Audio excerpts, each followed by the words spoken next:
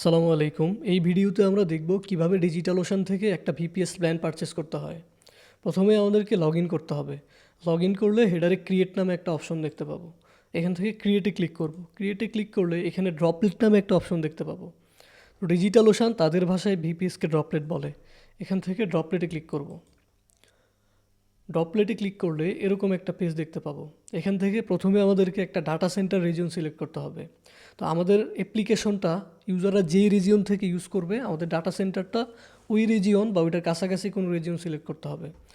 তো এখানে বাংলাদেশ নাই, তাই আমরা আপাতত সিঙ্গাপুর সিলেক্ট করতেছি। অপারেটিং সিস্টেম হিসেবে উবুন্টু সিলেক্ট করব। তো আমাদের অ্যাপ্লিকেশনের নিড অনুযায়ী আমাদেরকে এখান থেকে একটা প্ল্যান সিলেক্ট করতে হবে। তো আমি রেগুলার একটা প্ল্যান সিলেক্ট করতেছি। তো একটু নিচে স্ক্রল করলে এখানে অথেন্টিকেশন নামে একটা অপশন দেখতে পাবো। আমরা আমাদের ভিপিএসে অ্যাক্সেস করব। অ্যাক্সেস করতে গেলে আমাদেরকে এসএসএইচের মাধ্যমে অ্যাক্সেস করতে হবে। তো এসএসএইচে অ্যাক্সেস করার দুই ধরনের অথেন্টিকেশন সিস্টেম আছে। একটা হচ্ছে এসএসএইচ কি বেসড অথেন্টিকেশন সিস্টেম, আর একটা পাসওয়ার্ড বেসড অথেন্টিকেশন সিস্টেম। তো এসএসএইচ কি বেসড অথেন্টিকেশন সিস্টেমটা রেকমেন্ডেড এবং সিকিউর। পাসওয়ার্ডটা হচ্ছে একটু সিম্পল কিন্তু লেস সিকিউর।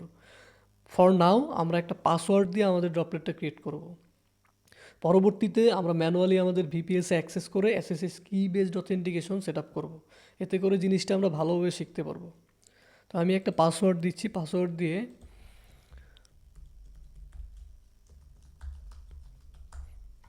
দিয়ে এখান থেকে ক্রিয়েট ড্রপলেটে ক্লিক করব। তো একটু সময় নিয়ে আমাদের ড্রপলেটটা ক্রিয়েট হয়ে যাবে।